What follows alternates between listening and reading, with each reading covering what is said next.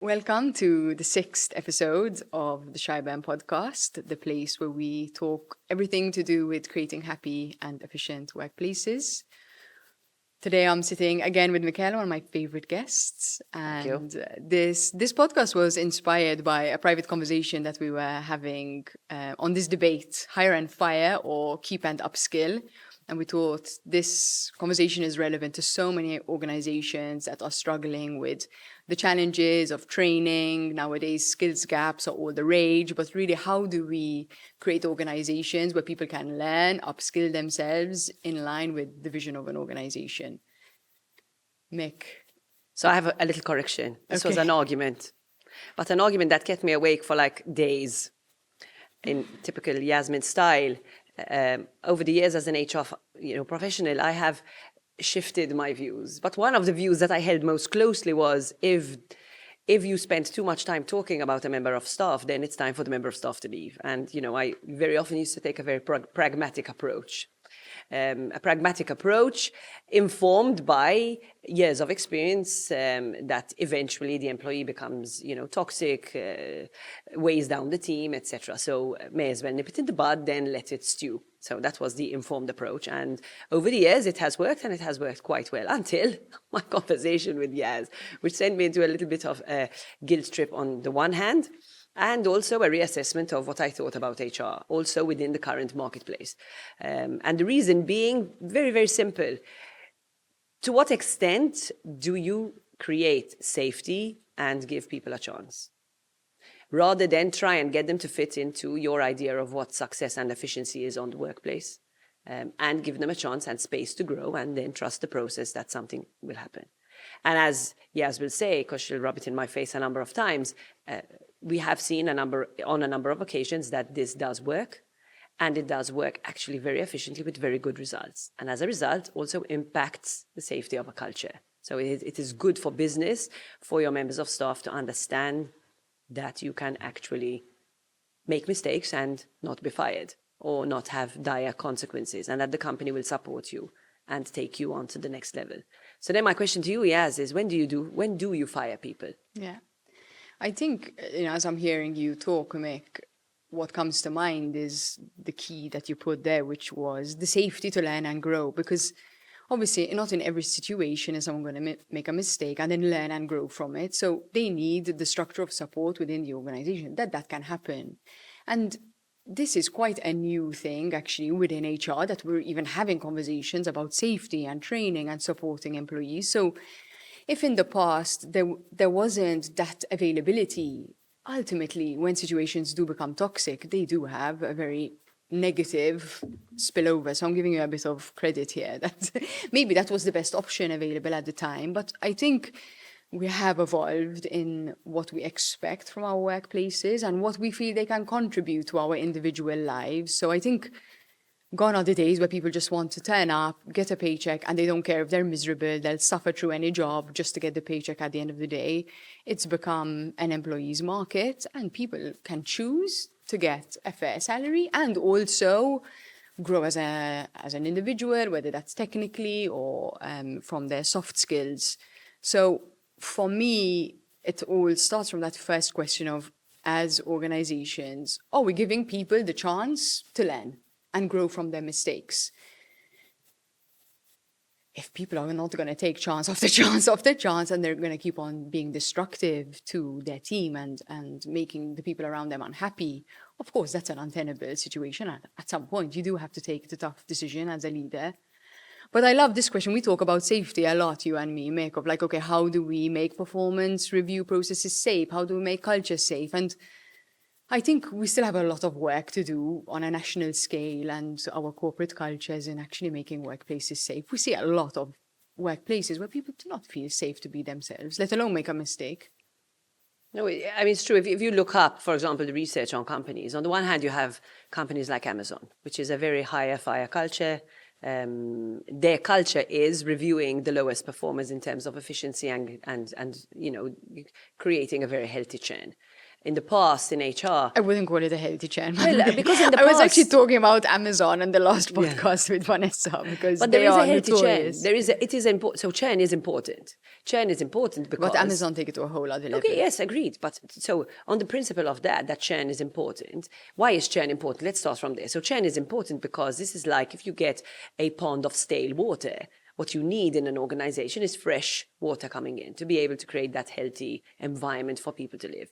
It's healthy, competition's healthy, new ideas are healthy, you challenge the status quo, and it's extremely healthy to have a certain amount of churn. So when we look at, for example, insights on Indigo, and we look at the churn, which is basically your attrition rate, there's some attrition rate which is healthy and some which is unhealthy. So If I can I interrupt you and add Yes, to that? always. You're making me think of that quote because obviously it's also good for individuals to leave as well. Like it shouldn't be always a sign of failure when one of your employees leaves. If they have contributed, if they have developed and they're going on to the next step in their life, that can be healthy even for the organization itself.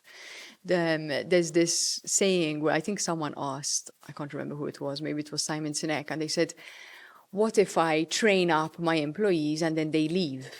And he said, well, what if you don't and they stay? Right? So like even them, there is a healthy churn from both perspectives. I mean, you're think. reminding me of these conversations I had as an HR function. As an HR function, many would say, I'll leave. I'm like, yes, okay, leave. You know, and people, in a sense, sometimes get very offended when you say, yes, leave. So my principle was always never beg someone to stay. In fact, there's a company called, if I'm not mistaken, it's called Zappos. It's a shoe retailer in the United States. And their slogan is they create a wow culture and the culture you'd like to copy. I love it. I love their tag. And one of the things they do is they actually pay employees to leave. So they say, okay, if you choose to leave because you've saturated in your job or you feel you don't fit in, then we're going to give you $2,000 to leave. And I thought it's genius because actually the stress, the amount of money, of course it's intangible, you can't really calculate it, but the amount of money that unhappy employees waste on the workplace in terms of loss of productivity, in terms of annoyingness, just... Very scientific term there. Annoyingness, yes, but annoyingness, the annoying factor of having someone walking in with a dull face, grumbling because they're unhappy and just not fitting in. It's contagious. It's contagious. This is like a bad apple in a bowl. So the idea of a hire and fire culture, whilst I can appreciate it because it creates also quick turnover, efficiency, it also creates a sense of insecurity. Yeah. And when am I going to be lost next? opportunities Also. because you don't know that given the right conditions, if that person would go on to try, what you'd be losing if they left. Agreed. Now, one of the things that also we may want to look at is the understanding of the new players in the market. So yesterday I had a discussion with I was training and I had a discussion and one member of staff turned to me and said, but we don't really understand the new generations coming up. Because I asked them, are you on TikTok? Are you on Be Real? And none of them were on TikTok. No, I don't have time to waste. And I'm saying, like, are you going to understand the next generation if you don't understand the technology that's shaping the way they function? And I remember when I got onto TikTok the first time, my youngest daughter turned to me and said, Ma, be careful because you're going to ruin watching movies. And she was right. So now I'm hooked to all these little streams of Japanese movies. And just little bits. They don't give me the whole story, but they give me enough to foster my imagination. But that's a skill set in itself. So this is, what are we going to do? Are we going to learn from the younger generation and what they bring to the table, or are we going to condition them to do things our way? And our way was not necessarily the right way. Or it was the right way within a context. When people speak about, oh, he was a man of his generation. So are we understanding the next generation and what they bring to the market? As you know, I'm a huge fan of the next generation. A lot of people criticize the next generation, but because we don't take the time to understand them and what they bring to the table. And what they bring to the table is not necessarily something that we've thought of yet. So how are we going to work with these lack of attention kids that are coming into the work phase and use that to our advantage in our businesses, rather than say, ooh, they don't work for us or they don't fit in and therefore we're going to fire them. Yeah. We want someone different. We want someone older. Yeah. You're going to give us the answer or you're just asking the question? No, I'm asking the question. I'm asking the question. Why are we scared? Are we scared to enter into their world? We were talking just before this and you mentioned something very interesting that stuck out to me about organizations not even knowing the skills that we need. So if we're going to talk about, okay, if we want to test out this philosophy of keep and upskill instead of just hiring and firing and churning and toxic cultures, what are we upskilling for? Most organizations actually, okay, now we're sort of getting into the skills gap and all of this, but do we really understand what we need? And if we don't, how do we find out? So you remind me of something. I'm smiling because I'm sure that a lot of HR managers out there have had the same experience. So in every job that I have had as an HR function, I would receive the same CV under a different name and under a different photo. And in skills on the CV, the individual obviously looked it up online and just chucked in skills, including skills that had absolutely nothing to do and had zero relevance to the job that was on offer. And it reminds me, how many times do we look at either AI or also job descriptions that are completely defunct and put in skill sets just for the sake of putting skill sets? So before, our conversation was about skills gap. So I want to create a learning and development plan for one of my clients, and I'm looking at a skills gap. Where do I start from? So I've been doing a lot of research on this, and I'm no wiser today than I was yesterday. Why? Because it's so difficult.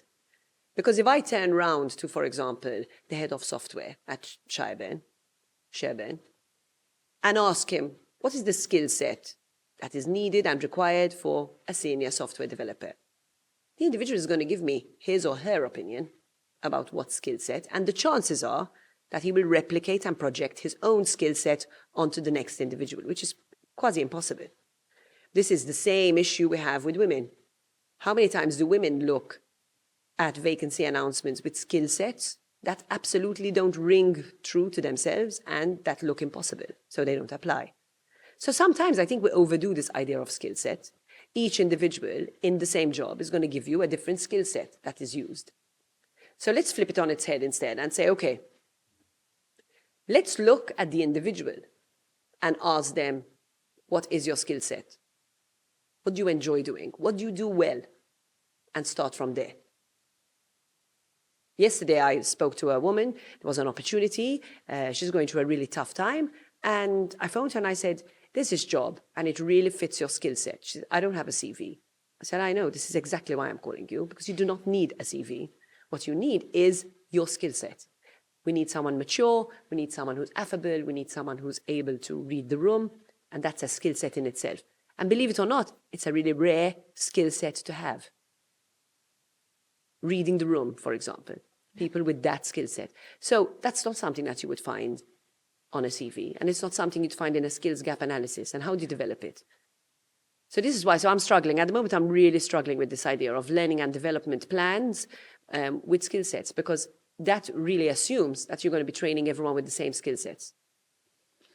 Well, I think usually when they do skills gap analysis, it's on an individual level, right? So you would ascertain what that person needs to do their role or to go on to the next stage of career and find the appropriate skills. But I mean, I agree with you. Sometimes I feel like in HR, there are these sort of ways of doing things or industry standards that we just sort of copy and paste and replicate without really questioning, is this actually helping us get to the ultimate goal of having an organization full of people that are playing to their strengths and contributing in the role that they have. It is very challenging, right? Which is when you have a whole organization of different people we want to control. So we say, okay, let's make a spreadsheet or use a software and do a skills gap analysis. But ultimately, sometimes we almost lose track of the end goal. Yes, which is why we work very much in the relational space. I have to say that in some of these situations that we had at Sherburn, which is where we got into this debate, where I decided to keep and upskill, the skill that I needed someone to develop for them to do their leadership role better, and the thing that they needed to learn would have never in a million years come out through a skills gap analysis, I don't think. But I think when you really have these conversations around what are the values, what we want our leaders to role model, we were talking as well with Vanessa, when it's sort of the values allow you to see where there are certain behaviors that are not matching up to the culture that you want to create. So if someone, for example, is being very selfish, you're not going to have necessarily in a skills gap analysis that come out that this person needs to learn selflessness.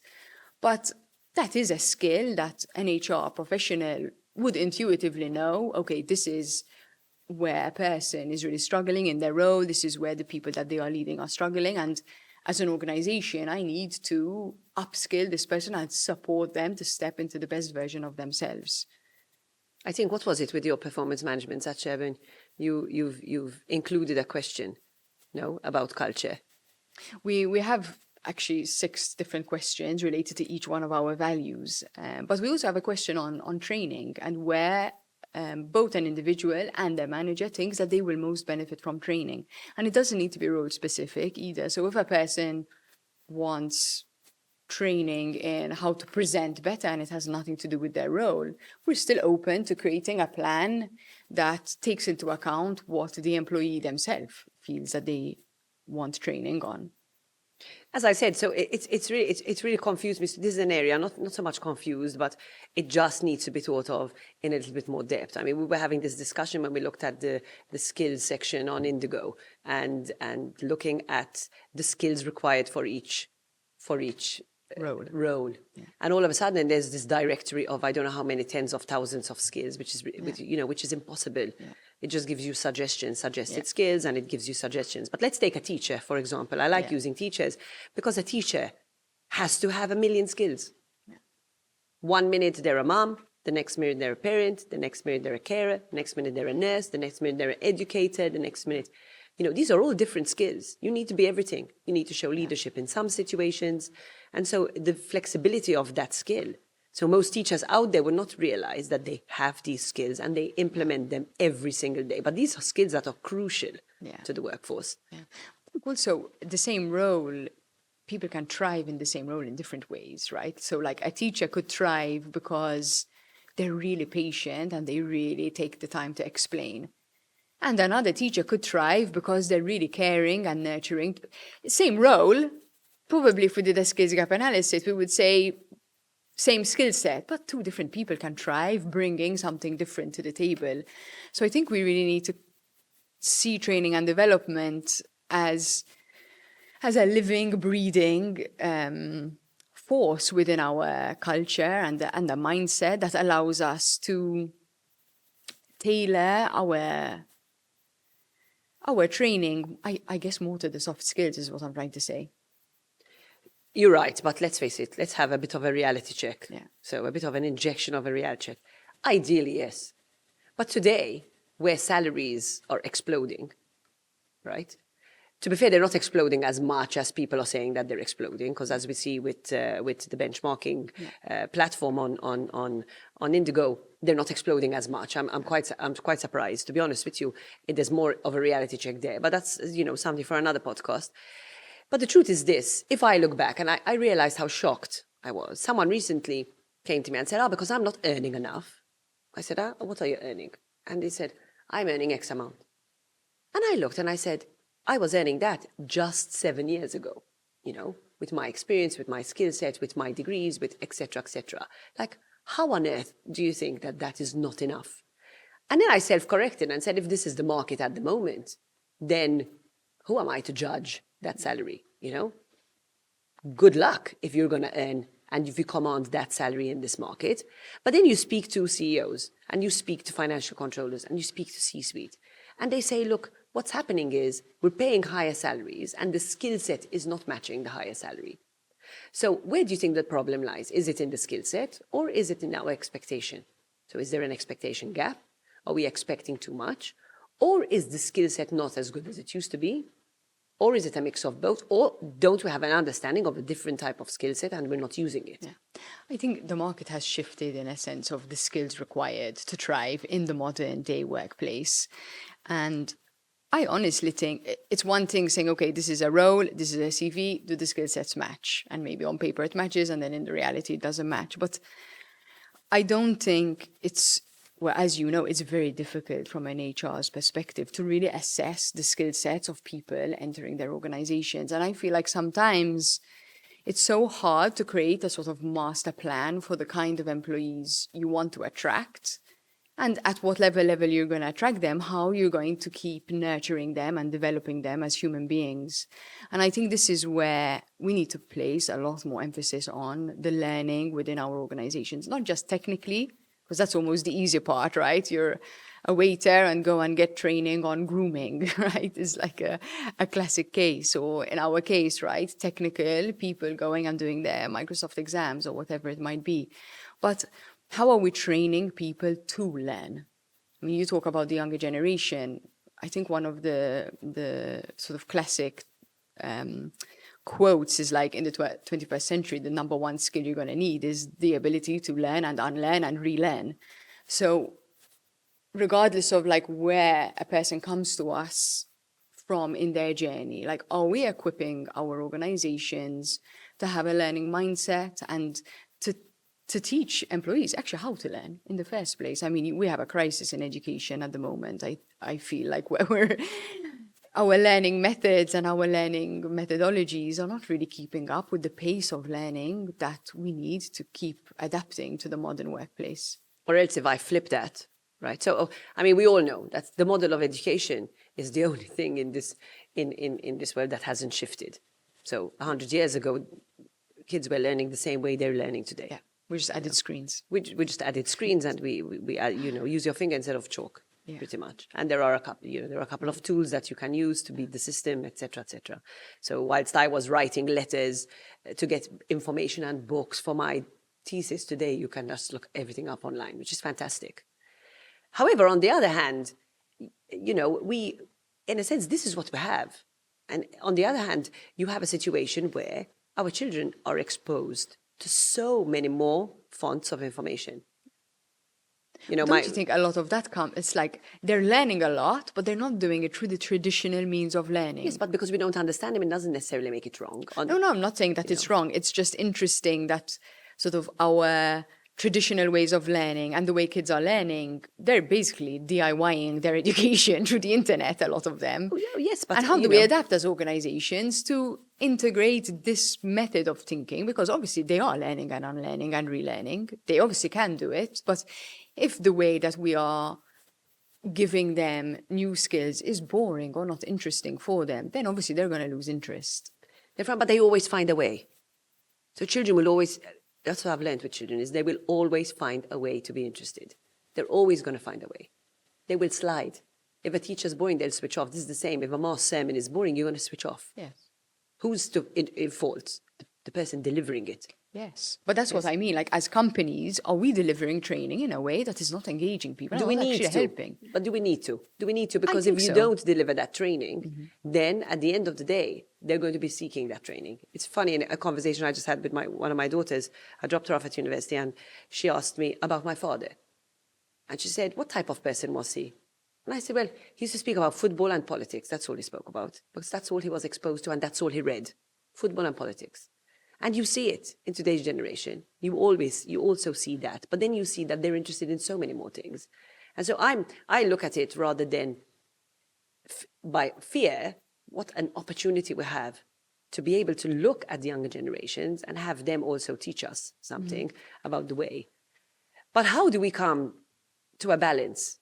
Because the higher fire culture is not the right way possibly to go. We know it creates unsafety, it creates agitation. I mean, Amazon is probably one of the worst work cultures that you can talk of internationally. At the moment, there's a lot of stress. Shein seems also to be a bad work culture, seeing that, people are receiving live scorpions and dead cockroaches in their bags. This is what's coming up on my TikTok account. So this is the news, but it must be true. But on the other hand, you have a situation where you're going to curate. But there must be a middle ground. There must be a middle ground, because there are members of staff that need to be asked to leave. And there must be a middle ground where you create a hybrid scenario. When you take the decision to ask someone to leave or to fire someone. Before we go back to that question, though, I think this idea of like, how do we develop a training culture within our organization that supports the younger generation to keep learning and upskilling themselves. I don't think it's enough to say they're going to find a way, right? Because the skills that they might be interested in learning might not necessarily be the skills that they know they need. For example, when I was in my 20s, I didn't know that there were certain leadership skills that would really stand me in good stead in my 30s. Had I known and had the opportunities to study more leadership or communication or coaching, I probably would have taken it. But at 20, you don't know what you need to learn from a soft skills perspective. You will probably focus more on the technical skills. You're just coming out of university or doing apprenticeships, and you're sort of on the ground learning your technical skills, but you still don't have the life experience and the maturity to take on necessarily more leadership roles. So how do we help people to learn these soft skills? And I feel like in times of rapid change and rapid uncertainty, it's those soft skills that we lean back on. So this is where I feel like the real opportunity. I know I'm biased because I always tend to like put a lot of emphasis on the soft skills, but I think if we do provide this kind of learning mentality within our organizations, we're not going to have this problem of people feeling like people don't have the skills for the job. So I possibly see it in a bit of a different way, always, you and I, is that I trust the process. This is something you taught me, and I trust the process. So believe it or not, everybody gets there. Whether you've passed your Maltese, whether you haven't, whether you go to MCOS or university or sixth form, whichever sixth form you go to, if you choose to study or not, you will get there. Something you will land. You'll find your way. Now, one of the biggest difficulties we find is that increasingly, I find generations are imposing their way. So before they had so many kids, nobody really like imposed your way. You just kind of got on with it. The expectation was possibly not as high. There's so much access. Like you said, if I knew, the truth is, you didn't have the maturity at the age of 20 to do a coaching course anyway, because it takes a large amount of maturity and also life experience to be able to start doing a coaching course. So anyone who tells me I want to do a coaching course in my 20s, I'd say, well, fair enough, but to what extent can you actually successfully do it? Because it is a very, very challenging course. But you can be on the receiving end of coaching. Yes, exactly. So you can be on the receiving end of coaching, but then today coaching has become, in the last couple of years, coaching has become, something worth investing in. Yeah. So one of my biggest pet trainings is self-awareness. Because if you know this, then you're able to shift. Let me give you an example. If you know and understand that leadership comes and your leadership traits come from your childhood and generally from your parents or your caregivers or the people that have molded you along the way, then you're able to understand that it's not this is the way it is. So it gives you an insight into and an understanding into the fact that you can shift your patterns of leadership. You don't have to be like this. It also makes you realize that you have patterns in the first place and that you impact other people. And you don't just read a book to be able to be a better leader, but it starts with you. Yeah. So where we need to do a little bit more work, and this is what we discuss all the time with the academy, the Sherman Academy, is how are we going to get people to learn in a different way? How are we going to create learning cultures? The best way to create learning cultures in an organization is to make them more aware. Yeah. Because if you're more aware, then you become more reflective. So it's kind of like the coach's mindset for learning, sort of learning through a more of a coaching modality than through a sort of PowerPoint presentation on the wall and everyone delivering.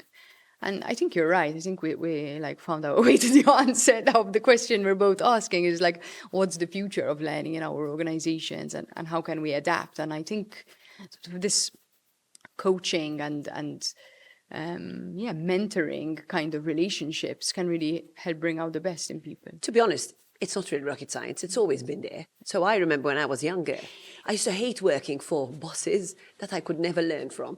So this was my pet peeve. It's not rocket science, but at the same time it is, because coaching is a skill that we have not imbued into our organization, because I feel like coaching needs to be part of the culture, like that mentality to support each other, because a coach doesn't need to be, it's helpful to have a designated coach, but the best managers are coaches. The best team players are coaches. Okay, but it's changed. Okay, I mean, I'll take you back to my first job at the Foreign Office. We used to write faxes. You'd type out letters. If you made a mistake, you'd print it and type it out again. You went with a physical piece of paper to your boss, who would scribble and say, look, over here, better use this word. Over here, better use this word. You don't get that sort of support and presence today. You don't get that, the attachment and the physical presence. It's very often done on email. So there aren't as many opportunities for one-on-one coaching. But I think the best managers out there are still doing this. They're still giving presence and feedback and actually caring about the development of the people under their care. And this is why when we sort of designed the academy, one of the main pillars of the sort of coaching that we wanted to do was leadership.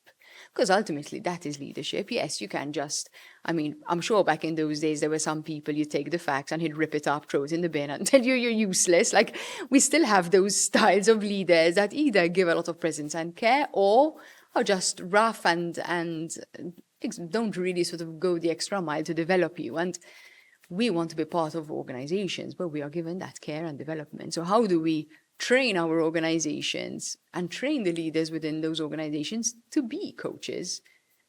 And again, in most organizations, people don't get put into leadership because they're good coaches. They get put into leadership because they have good technical skills. Yeah, but you're also breaking cycles, you're breaking patterns. You're breaking patterns from childhood, and this is the most important thing, this is why we focus a lot on self-awareness, because it's patterns. Mm-hmm. So if I look back, I'm not the same person I am today. I can look back very critically and very unkindly to my older self, and possibly to my future self in the future, look back. But your work's in progress. And sometimes, yesterday I was delivering a training and I said, don't forget you're human. Don't forget you also make mistakes. And sometimes we're a little bit too hard on ourselves when it comes to this. Leaders are there, but they're not meant to know all the answers. They don't know all the answers. And they too have bad days. They too look back and maybe have had examples which were not the ideal and try and break them. There isn't one leader that sets out to destroy their staff. I don't believe it. Do they have the skill set to be able to create a safe space, as you're saying? Probably not. Yeah. And have enough self-awareness to notice that certain behaviors are not. So we need to start shifting these behaviors in a safe way. Yeah. Which is why we set up the academy in the first place, to be fair, to be able to start doing it slowly. Who do you think needs more training? People first entering the workplace or C-level? Well, in Maltese there's a very beautiful expression, no? The culture is set from the top, generally, right? But also the bottom creates a culture, and it creates cultural movements. So I think the answer to that is both. But generally speaking, if you have, and we see from the advent of more training and more coaching at C-suite level, it's much harder. Yeah. Because it's much harder at a later, at 50, it's much harder to be and you're adapting, to people entering your company who have a completely different context, culture set, and so on. It's actually, C-suite actually need a lot of support to be able to adapt to the changing environments within their organization. And it's good to see that there's a lot more openness at C-level for people to learn and train and develop new skills. It's a proven fact that over the last 10, 15 years, the shift in information and the shift in behaviors has been more than in the previous 50, 60 years. Yeah. So, I guess your generation falls into my generation and the next generation, my children's generation. The gap is so big that the effort needs to be made on both sides. Now, we still come from a generation, my generation still come from a generation where we were duty bound. There were certain duties, there were certain rules and regulations, and there was a certain hierarchy to life. Today, that has pretty much disappeared. But the attachments are still there. You still need respect for authority. You still need a certain amount of structure in your organizations. So where do you find the balance? So I think the rapprochement needs to come from both sides. Then again, do we have the time? Because we're being bombarded constantly. Yesterday, one of the women that I was training said, I don't rest until 9 o'clock in the evening from 7. How do you expect people to reflect? How do you expect people to take time out for themselves if our lives are fast-moving trains all the time? But I think this is also where the corporate world has a lot to offer, right? Because there can be time carved out within the workday for self-reflection, self-analysis, and I feel like that makes organizations better in the long run. It's just we're not used to operating in that way where we really prioritize the learning part of the job. Going back to that quote, right? Like, what if we don't grow and we stay? And I feel like we also need to be a little bit brave at leadership level to say, hold on, no, actually, learning and development needs to be part of the culture. And self-awareness sort of goes into that category, right? That if we're gonna prioritize learning, we need to stop, see where we are, see the consequences of our actions, and see where we need to adjust and move forward. So I'd like also to approach. I'm smiling because I'm thinking of this little video that I watched of a child mimicking his grandfather's walk, and that tells you a lot about human nature. Modeling is probably the most effective educational technique.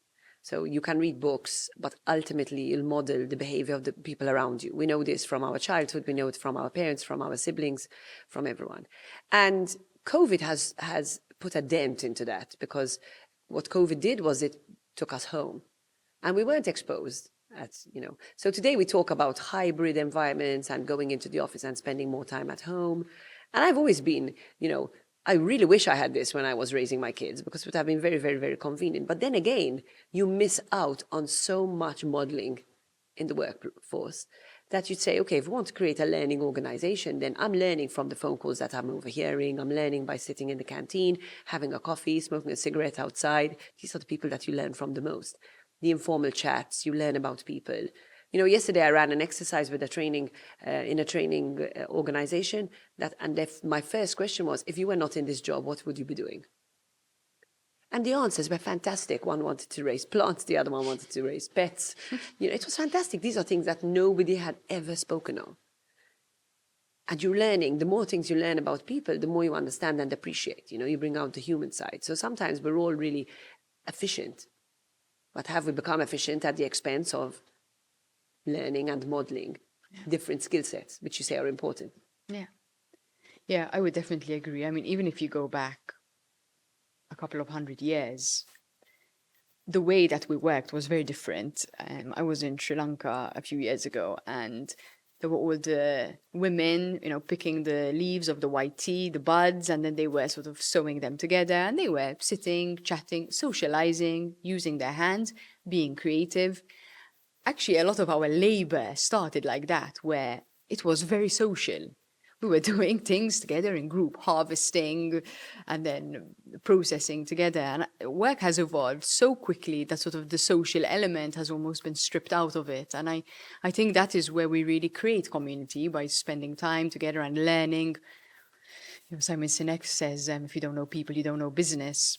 So how, in a sense, we have to sort of bring it back into our work culture. Like, okay, we've sort of accidentally along the way lost the socializing part of, and not socializing just as a form of entertainment, but as a form of developing soft skills, understanding, self-awareness, getting feedback from others. How do we now bring them back into our organizations? Because I feel like we have seen the pain of losing some of those skills. In the interest of efficiency. So, recently I told you, in one of the organizations I worked in, they introduced, for example, checking in and checking out in break. For me, it was blasphemous, in break.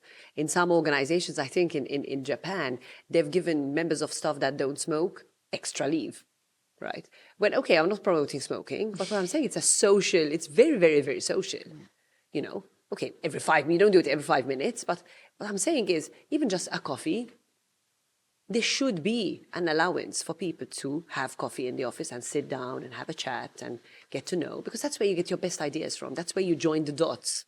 How do you create if you don't join the dots?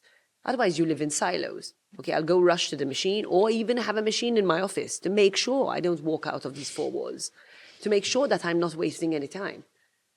So sometimes we are too obsessed with the efficiency part and lose sight of the social part, when we don't realize that actually creating cultures is more important to have people actually socialize, because no man is an island. Very often when I'm in a foul mood, you say, Mick, you can't crawl into a cave and stay in a cave.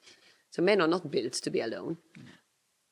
They love to socialize. They love to talk. If you look at your software developers, for example, although they spend a lot of time in front of their computer, theirs is probably the most lively room, because they'll get up, they'll have a chess game, they'll have a chat, it dislodges in their brain, they've made another mistake on some coding, and then they'll go back. That's how they do it. Yeah. You can't force them to code if Most they're... of the time, the solutions are not found when they're sitting at Exactly. the screen, but when they're doing other stuff. Meg, I think it would be great to talk about a little bit about the academy, because this is a really core passion for both of us, that we love training with a bit of a difference, more from the human aspect, from the coaching aspect, to developing a lot of the soft skills. For you, what is the difference in the way that we're trying to curate the learning environment in the academy? So for me, Sherburn offered an opportunity in terms of software. And we've had this discussion. The opportunity is software. But how are we going to teach people how to use the software to the advantage of happy environments? This is the same thing as I tell women in the workforce. Don't wait for men to solve your problems. Do it yourself. And for HR, it's exactly the same. We complain and complain. We're not at the same level as the C-suite. We don't have the same amount of respect. Our opinion doesn't mean as much. But are we looking first at ourselves?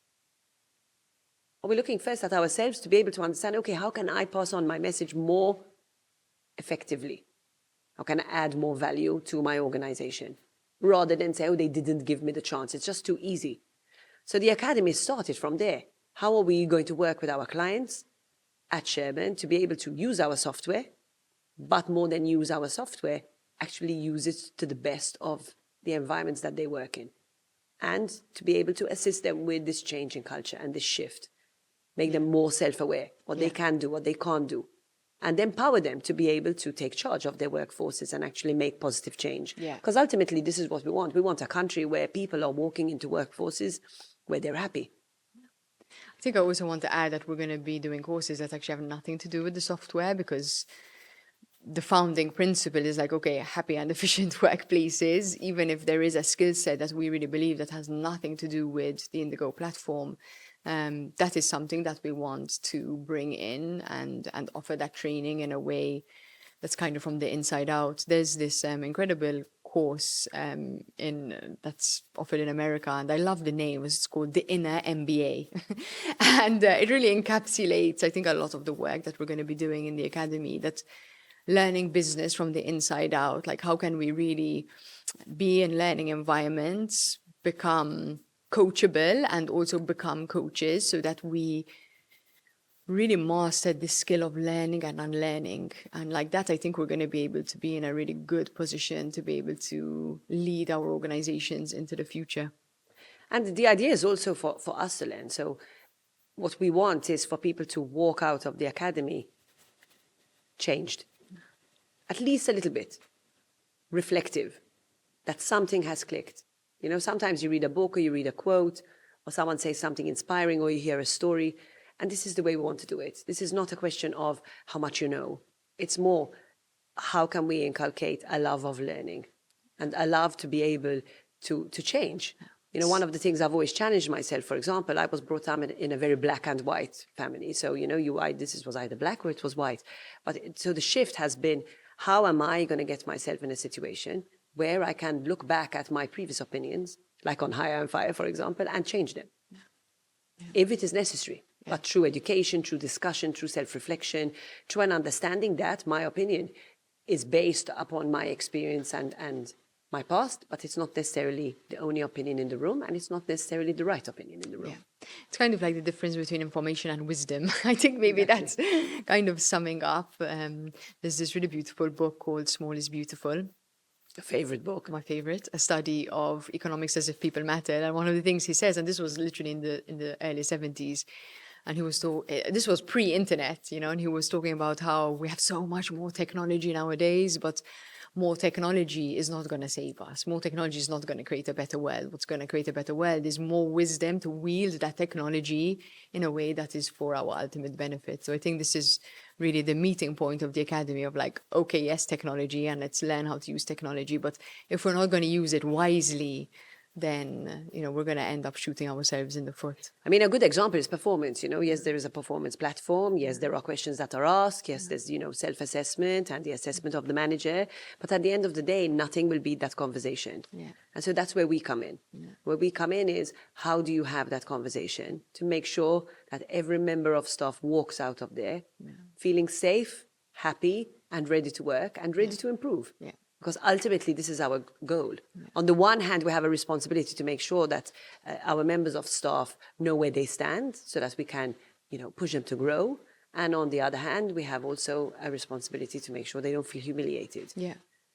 And that balance is very, very, very difficult because our point of departure is always, I don't want to offend you. Yeah. So we don't do difficult conversations very easily. Yeah. We want to be able to turn that on its head and say these are not difficult conversations; they're developmental conversations. Yeah, definitely. Mick, I think it's coming to the end of our conversation, even though we can talk about learning forever. And I feel like this was such an interesting conversation because I feel like we found clarity on what we did. Or definitely I found more clarity through this conversation. So thank you so much for... Thank you, as always. Yeah, for talking culture. And I'm really looking forward to sort of attending some of your courses and also co-hosting some with you at the Academy next year. Same. So thanks for being part of the journey. Thank you. Thank you everyone for listening, and we'd love to hear your feedback on this episode. And if you have any fellow culture connoisseurs out there who would benefit from listening to these ideas and hearing these debates, and we really appreciate you sharing. And we'll see you again next time. Thank you. Thank you.